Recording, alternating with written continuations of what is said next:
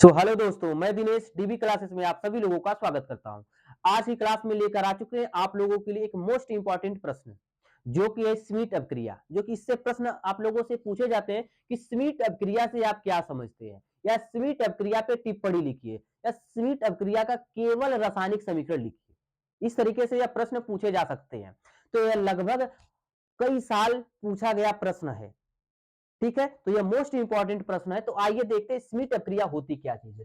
पहली चीज तो हम लोग यह जानेंगे कि स्मीट अपक्रिया में कौन कौन से पदार्थ होते हैं, कौन कौन से पदार्थ लिए जाते हैं जो कि अपक्रिया के लिए भाग लिए होते हैं। अब इसमें हम लोग पहले देखेंगे कि स्मीट अपक्रिया जो है, इसमें लिया जाता है कार्बोक्सिलिक अम्ल, जो कि है COOH। यह है क्या? कार्बोक्सिलिक अम्ल। यहाँ पे आर का मतलब है, आर का मतलब है एल्किल समूह। ठीक है, आर का मतलब है एल्किल समूह।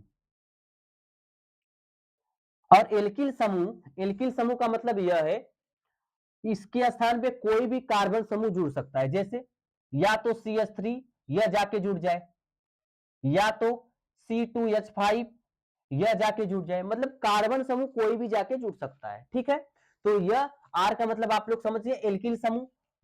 और यह है, अब इसके साथ लिया जाता है हाइड्रोजोइक अम्ल। क्या लिया जाता है? हाइड्रोजोइक अम्ल, जिसका फार्मूला होता है N3H। यह है हाइड्रोजोइक अम्ल। तो इसके साथ अभिक्रिया कराई जाती है, और यह अभिक्रिया होती है H2SO4 की उपस्थिति में। H2SO4 मतलब कि सांद्र सल्फ्यूरिक अम्ल है। यह भी कैसा है? सांद्र है। यह लिया गया सांद्र। तो सांद्र H2SO4 की उपस्थिति में कार्बोक्सिलिक अम्ल की अभिक्रिया किससे कराई जा रही है? हाइड्रोजोइक अम्ल। और इसके साथ हम लोग इसको गर्म करते हैं। ठीक है, इसके साथ जब गर्म किया जाता है तो होता क्या है, यहां से यह टूट करके निकल जाता है। यहां से यह टूट करके निकलेगा तो बचेगा आर, केवल आर बचेगा। और यहां से यह वाला जो यन है, इसी के स्थान पे आके जुड़ जाता है, जो कि बना लेता यन। और यह हाइड्रोजन इसके साथ मिल जाता है तो यच हो जाता। और यह भी हाइड्रोजन जो है, इसका हाइड्रोजन यह भी आके जुड़ जाता, तो इसके पास दो हाइड्रोजन हो जाते हैं। तो यह बना लेता आर NH3। अब यह बन गया क्या? NH2। सॉरी, यहां पे बनेगा क्या? NH2। यह बन गया एमीन। तो आर के स्थान पे आप लोगों को बता दें कि आर के स्थान पे कोई भी कार्बन समूह जुड़ सकता है। तो यह है एमीन। और इसके साथ ही साथ देखने को क्या मिलता है? इसके साथ ही साथ यह देखने को मिलता है कि यहाँ पे बचा क्या है? COO। क्योंकि H इसके साथ मिल गया तो COO मिलके बनाएगा CO2। तो इसके साथ मिलके बनाता CO2, मतलब कार्बन डाइऑक्साइड। और उसके बाद यह नाइट्रोजन जो बचता है, यह मिलके बनाता क्या है? Nitrogen gas. ठीक है, तो समझ गए, यह है कार्बिल एमीन।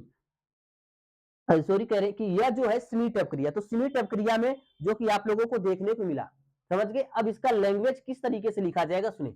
जैसे अब इसमें लिखा, आप लोग लिखेंगे कि सांद्र सल्फ्यूरिक अम्ल की उपस्थिति में, सांद्र सल्फ्यूरिक अम्ल की उपस्थिति में क्या हो रहा है? कार्बोक्सिलिक अम्ल, कार्बोक्सिलिक अम्ल को हाइड्रोजोइक अम्ल के साथ क्या किया जाता है? गर्म करने पर। तो जब गर्म करते हैं तो गर्म करने पे एमीन प्राप्त होता है, प्राथमिक एमीन बनता है। यह अपक्रिया क्या कहलाती है? स्मीट अपक्रिया कहलाती है। तो आप लोग लैंग्वेज यहां पर भी लिखा गया है, और यह अपक्रिया हो गया। समझिए, अगली अपक्रिया आप लोगों के बीच यह है कि कार्बिल एमीन अपक्रिया। अब कार्बिल एमीन अपक्रिया में भी हम लोगों को यही देखना है कि उसमें क्या क्या पदार्थ लिए जाते हैं और किस तरीके से वो अपक्रिया करती है। आइए देखते हैं। तो कार्बिल एमीन अपक्रिया में पहली चीज तो आप लोग याद रखें, यह इसमें प्राथमिक एमीन लिया जाता है। यह है एमीन। यह क्या है? एमीन। समझ गए, यह है एमीन। इसके साथ लिया जाता है दूसरा पदार्थ होता है क्लोरोफार्म। क्लोरोफार्म का फार्मूला होता है CHCl3। और इसके साथ ही साथ लिया जाता है एल्कोहलिक KOH। समझ गए, इतनी चीज इसमें लिया जाता है। और इसको लेने के साथ इसको गर्म किया जाता है। अर्थात आप लोग ये भी कह सकते हैं कि एमीन के साथ ही साथ क्या लिया जाता है? क्लोरोफार्म और एल्कोहलिक KOH के साथ यह अपक्रिया करता है या गर्म करते हैं। तो अब होता क्या है सुनो, यहां से वही चीज, यह जो RNA NH2 जो है, अब इनके बीच का यह जो बंध, यह बंध टूटता है तो बचेगा यह आर, और उसके बाद यह यन जो है इसी से जुड़ा हुआ यन। अब यह यन, इस यन से यह हाइड्रोजन जो है, यह हाइड्रोजन निकल जाता है बाहर, समझ गए। इससे जो यह यन है, यह यन के साथ जो हाइड्रोजन है, यह हाइड्रोजन बाहर निकल जाता है, और उसके साथ यह जो यह वाला पार्ट है, इसका जो कार्बन है, इसी के साथ आके मिलके बना लेता है सी, इसके साथ आके मिलके बनाता है सी। और लास्ट में यह देखने को मिलता है, यह मेन उत्पाद तो यही है आइसो, जिसका नाम होता है आइसोसाइनाइड, ठीक है। उसके साथ ही साथ यह देखने को मिलता है कि यह जो 3 क्लोरीन है वो पोटेशियम के साथ मिलकर बनाता है KCl, ठीक है, KCl। और उसके साथ ही साथ यह देखने को मिलता है कि इसका जो K प्लस के रूप में टूट जाता है और OH माइनस के रूप में टूट जाता है। तो यह K तो Cl के साथ मिलकर बना लिया KCl।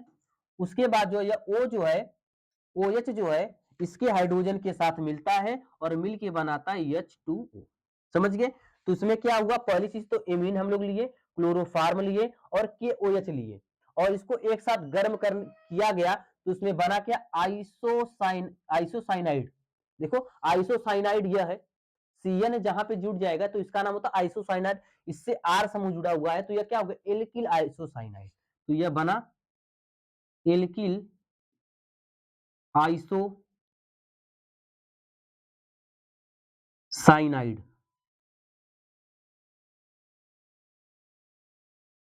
आइसोसाइनाइड, ठीक है।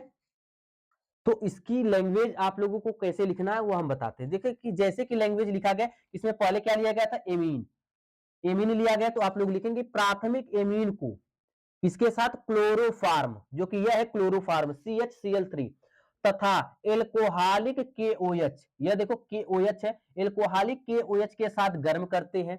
तो गर्म करते हैं तो यह गर्म का चिन्ह लगा दिया गया, गर्म करते हैं, गर्म करने पर क्या बनता है, एल्किल आइसोसाइनाइड। देखो एल्किल आइसोसाइनाइड बनता है, यह अभिक्रिया क्या कहलाती है, कार्बिल एमीन अभिक्रिया कहलाती है, ठीक है, समझ गए। तो इस अभिक्रिया को आप लोग स्क्रीनशॉट ले ले, फिर हम लोग आगे बढ़ेंगे, ठीक है। आप लोग इसका स्क्रीनशॉट ले लिए होंगे, और अभी तक हमारे चैनल को आप लोगों ने सब्सक्राइब नहीं किया तो चैनल को कृपया सब्सक्राइब कर ले, और वीडियो अच्छी लगी है तो आप लोग अपने दोस्तों के यहाँ शेयर करें और वीडियो को ज्यादा से ज्यादा लाइक करें। ऐसे ही वीडियो को पाने के लिए हमारे चैनल से जुड़े रहे और बेल आइकन को दबा लें। धन्यवाद।